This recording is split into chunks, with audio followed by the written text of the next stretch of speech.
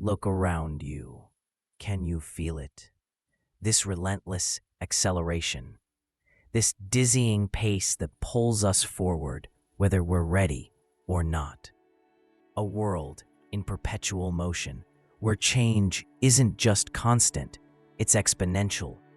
Developments, transformations, disruptions, they cascade over us in every sphere, at every moment. Before we go any further, if you're feeling this sense of a world moving too fast, this is the channel for you. Subscribe and join us. We will need all the brave souls we can get on this journey for a deeper dive into how this acceleration first changed our relationships and psyche. You can find our previous episode, How People Changed, and Why It Should Worry Us All, linked in the description below. In our previous discussion, we touched on how this dizzying speed fractured our most fundamental connections. We saw how relationships became shallow, how genuine human intimacy gave way to fleeting digital interactions, how our very psyche, once capable of profound patience and enduring commitment, now craves only instant gratification, a fleeting dopamine hit that leaves us perpetually hungry. We exchange depth for convenience, presence for performance. But what if what we've seen so far is just the surface? What if this acceleration is not merely altering our relationships and our inner lives, but fundamentally reshaping the very fabric of our existence? Consider this: a vast, intricate machine, its gears interlocked, each one spinning faster than the last. This isn't just about faster internet or quicker deliveries. This is about a fundamental shift in our reality, a transformation so profound, it threatens to redefine what it means to be human. Today, we delve deeper into this accelerating world, exploring the interconnected forces that are driving this change, and how they are eroding not just our connections, but our very sense of meaning, our most cherished values, and ultimately, our soul. At the heart of this relentless spin lies an insatiable economic engine, a system designed for perpetual growth, demanding that we, the people, remain bound day and night to a cycle of consumption, desires, and ever-expanding needs. It's a subtle, almost invisible chain forged by advertising, social pressures, and the constant promise of more. We are told that happiness lies just beyond the next purchase, the next upgrade, the next experience. And so, we chase. We work harder, consume faster, driven by an artificial scarcity of fulfillment. This isn't merely about buying things. It's about the very act of living becoming an act of consumption. We consume information, entertainment, and even each other, reducing complex human beings to profiles and commodities. We are exhausted, not just by the demands of work, but by the sheer emptiness of what we're told to chase. As the philosopher Byung-Chul eloquently put it, we live in a burnout society. A society suffering from an excess of positivity, an endless imperative to achieve and consume, leading not to freedom, but to profound weariness. In this rapid-fire existence, instant gratification has become our new deity. Patience, a forgotten virtue, a relic from a world that had time to truly feel. We scroll, we swipe, we discard. When something becomes difficult, we replace it instead of repairing it. This applies not just to objects, but heartbreakingly to relationships, to commitments, and to our own inner struggles. Add to this the stark reality of a rapidly growing global population. More people, more needs, more demands on a finite planet. This escalating consumption inevitably leads to a desperate scramble for resources, a depletion of our precious sources and raw materials. And what is the consequence of scarcity? Increased competition, rising greed, and a spiraling vortex of disturbances, anxiety, and tensions. This isn't just happening on an individual level. It manifests in geopolitical struggles between nations vying for dominance over energy and water. It plays out in the cutthroat world of massive economic entities where giant corporations monopolize resources and markets, squeezing out smaller players. And it filters down to our communities, our workplaces, our homes. We feel it in the intensified pressure to perform, to compete for dwindling opportunities, to secure our small piece of the pie in a world that feels increasingly hostile. This is the inescapable truth. The economic machine, fueled by consumption and population growth, is generating an environmental and social friction that manifests as collective anxiety and global instability.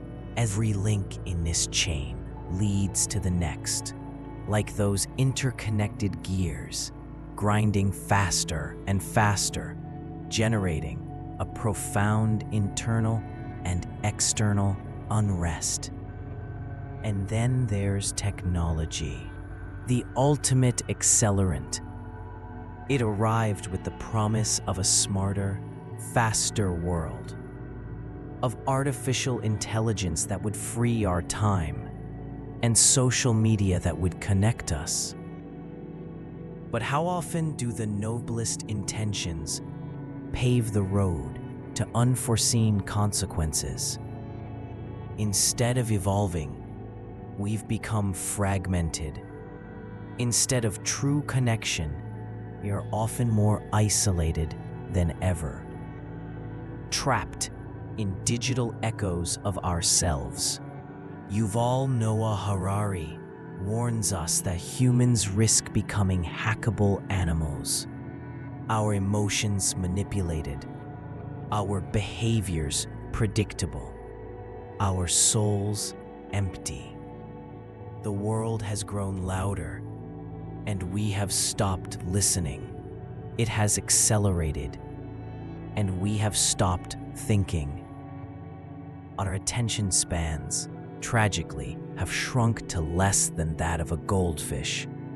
We form our opinions not from thoughtful contemplation, but from fleeting headlines, instantly consumed and quickly forgotten.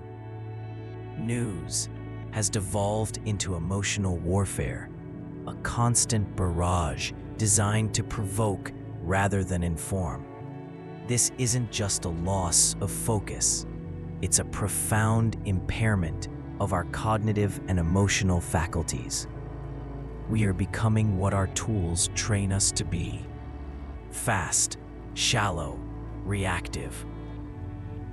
In this relentless pursuit of speed and superficiality, we are losing something far more precious than time or attention.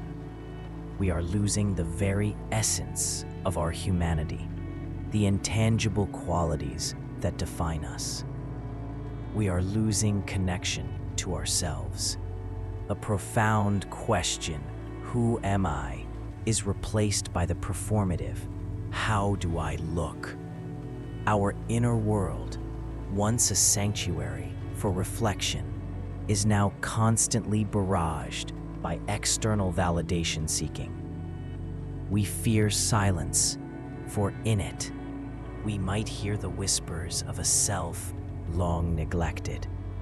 We are losing empathy in a world where people are reduced to comments, avatars, and usernames. It becomes terrifyingly easy to dehumanize them. The more virtual our interactions, the simpler it is to strip away their personhood, to forget the beating heart and complex story behind a screen. We are losing ethics. In a world with no time for pause, no space for contemplation, morality becomes a mere mood, a fleeting sentiment rather than a guiding principle.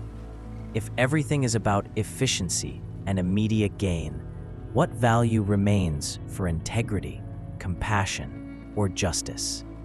Yes, the decline of ethics, values, and genuine emotions is not just a side effect. It is a direct, tragic consequence of these accelerating changes and immense pressure crushing the human spirit. We are losing beauty. True beauty, whether in art, nature, or human spirit, demands slowness, reverence, a quiet contemplation. But we, in our frantic pace, have developed an allergy to it. We rush past sunsets, scroll through masterpieces, and dismiss profound moments because they don't fit our hurried schedule. We are losing culture. As global systems chase profit, local traditions, unique languages, and sacred rituals are eroding.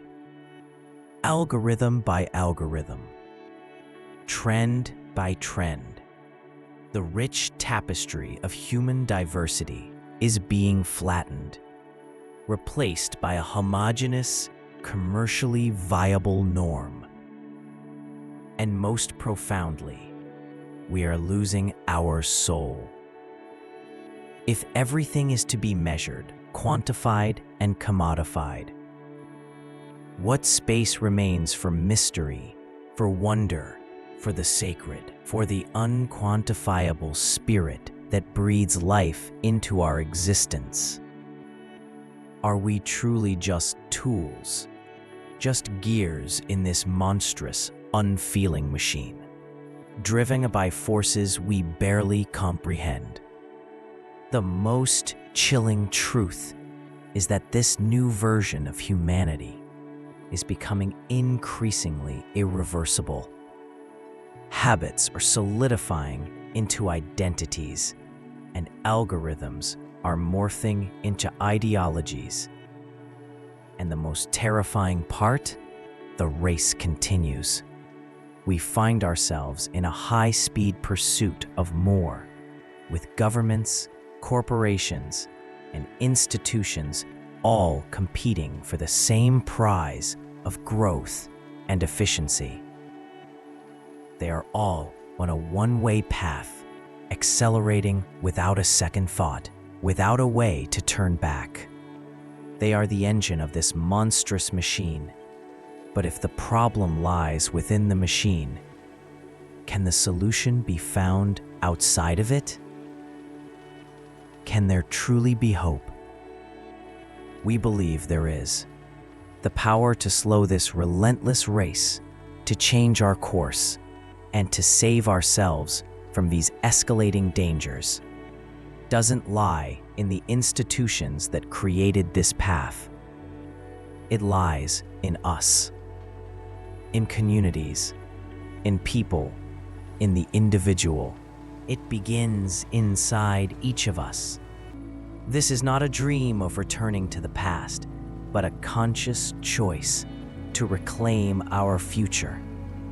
A choice to remember who we were before the noise, a choice to rebuild our lives brick by brick, not from a place of fear, but from a place of conscious presence. And this is where our journey truly begins. In our next episode, we will explore these profound solutions. We will talk about the small rebellions, the conscious choices, and the spiritual silence that can ignite a revolution of awareness. So, if you're ready to stop being a pog and start being a conscious force, subscribe. Leave a comment below with your thoughts on what you've lost to the speed of modern life. And be sure to tune in for the next episode as we explore how to take our lives back.